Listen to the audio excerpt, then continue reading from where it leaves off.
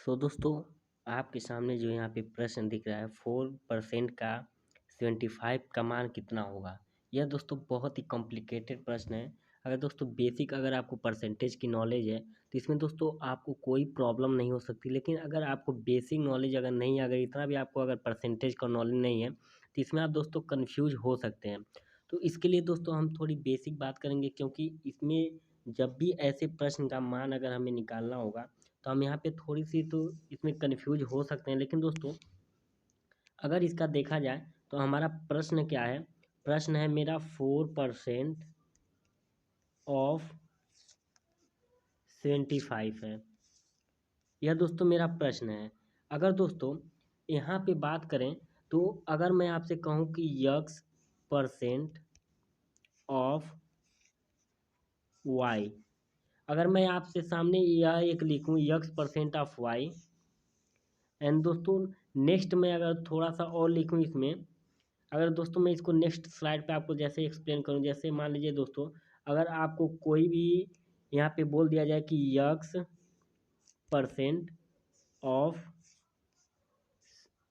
y, यानी कि दोस्तों x% ऑफ y अगर आपसे कोई यहाँ पे बोल दे तो आप यहाँ पे इसको कैसे बोलेंगे कि x% ऑफ y जो होगा, x% ऑफ y होगा। यह जो हमने एक इक्वेशन यहाँ पे लिखा है, यानी कि एक हमने यहाँ पे पुट किया।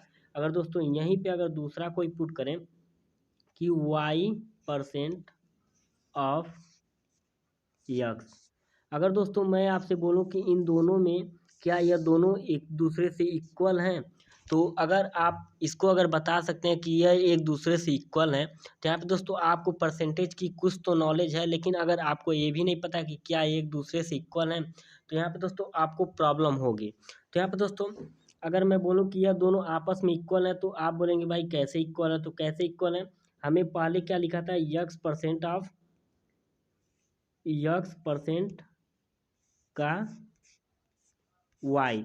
तो अगर दोस्तों इसको अगर हम लिखें तो इसको हम कैसे लिख सकते हैं, x%, यानी कि लिख सकते हैं y गुना x%, को क्या लिख सकते हैं x बट्टा 100, यानी कि यह दोस्तों क्या हो गया x y/100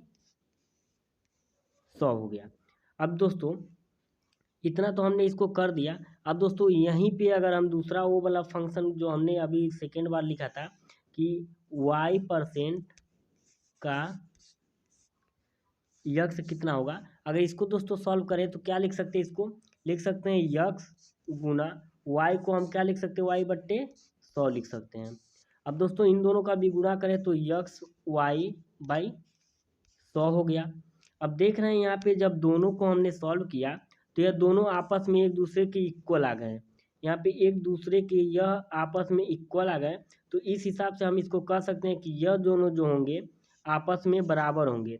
अगर यह दोनों आपस में बराबर हैं तो जो मेरा प्रश्न है, जो यहाँ पे प्रश्न है मेरा, अगर इसको अगर देखा जाए तो प्रश्न मेरा क्या कह रहा है, तो प्रश्न को अगर देखा जाए दोस्तों यहाँ पे, तो इसको हमने जब लिखा था तो इसको हम किस फार्म बेसिस पे यहाँ पे हमने इसको सॉल्व किया था, तो अगर उसको देखा जाए तो यहाँ पे दोस्तों यह जो प्रश्न है आपके सामने यहाँ पे दिख रहा है, अगर इसको मैं यहाँ पे स्लाइड इसका थोड़ा सा छोटा करूँ तो आप देख सकते हैं यहाँ पे, अगर इसको हम अगर लिखना रहे अब हमें, तो हम इसको क्या लिख सकते हैं, यानी कि 4 का 75 है, यानी कि 75 का 4 है, तो हम इसको अब दोस्तों क्या लिखेंगे, तो इसको लिखने के लिए दोस्तों हमें क्या करना पड़ेगा, तो इसको हम लिखेंगे कैसे, क्यों ना मैं इसको लिख दूँ 75% का 4।